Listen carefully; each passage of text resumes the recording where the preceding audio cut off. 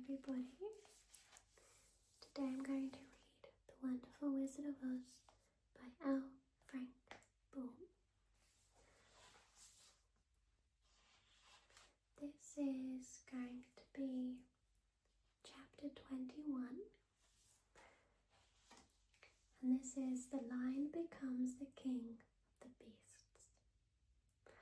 After climbing down from the China wall, the travellers found themselves in a disagreeable country full of bogs and marshes and covered with tall, rank grass. It was difficult to walk without falling into muddy holes, for the grass was so thick that it hid them from sight. However, by carefully picking their way, they got safely along until they reached solid ground.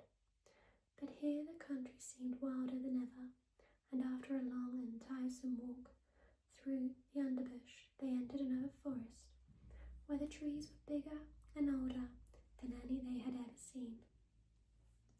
"This forest is perfectly delightful," declared the lion, looking around him with joy. "Never have I seen a more beautiful place." "It seems gloomy," said the scarecrow. "Not a bit of it," answered the lion. "I should like to live here all my life. See how soft the dried leaves are under your feet, and how rich and green the moss is that clings to these old trees. Surely no wild beast could wish a pleasanter home." "Perhaps there are wild beasts in the forest now," said Dorothy. "I suppose there are," returned the lion, "but I do not see any of them about." They walked through the forest until it became too dark to go any further. Dorothy and Toto and the lion lay down to sleep, while the woodman and the scarecrow kept watch over them as usual. When morning came, they started again. Before they had gone far, they heard a low rumble, as of the growling of many wild animals. Toto whimpered a little, but none of the others was frightened, and they kept along the well-trodden path until they came to an opening in the wood, in which were gathered hundreds of beasts of every variety. There were tigers and elephants and bears and wolves and foxes and all the others in the natural history. And for a moment Dorothy was afraid, but the lion explained that the animals were holding a meeting, and he judged by their snarling and growling that they were in great trouble. As he spoke, several of the beasts caught sight of him, and at once the great assembly hushed as if by magic. The biggest of the tigers came up to the lion and bowed, saying, "Welcome, O King of Beasts. You have come in good time to fight our enemy and bring peace to all the animals of the forest once more." "What is your trouble?" asked the lion quietly. "We are all threatened," answered the tiger, "by a fierce enemy which has lately come into the forest. It is a most tremendous monster, like a great spider, with a body as big as an elephant and legs as long as a tree trunk. It has 8 of these long legs, and as the monster crawls through the forest, he seizes an animal with a leg and drags it to his mouth, where he eats it as the spider does a fly. Not one of us is safe while this fierce creature is alive, and we had called a meeting to decide how to take care of ourselves when you come among us." The lion thought for a moment. "Are there any other lions in this forest?" he asked. "No, there were some, but the monster has eaten them all. And besides, there were none of them nearly so large and brave as you."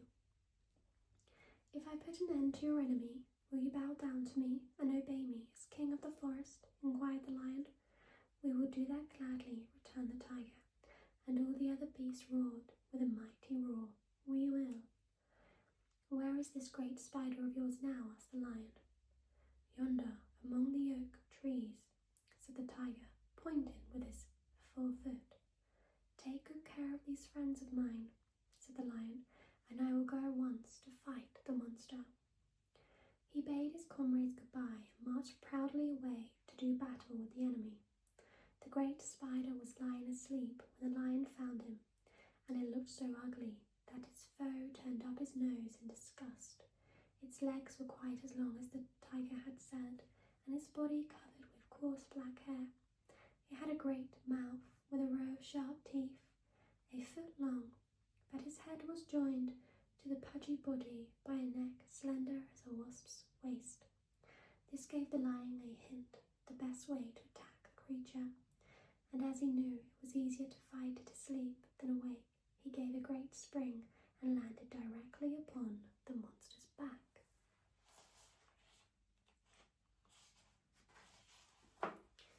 Then, with one blow of his heavy paw, all armed with sharp claws, he knocked the spider's head from its body.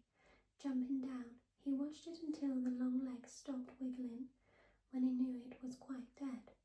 The lion went back to the opening where the beasts of the forest were waiting for him, and said proudly, "You need fear your enemy no longer." Then the beasts bowed down to the lion as their king, and he promised to come back and rule over them as soon as Dorothy was safely on her way to Kansas.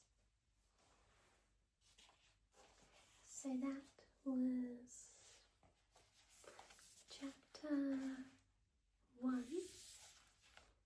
21 of The Wonderful Wizard of Oz by L.Frank Baum.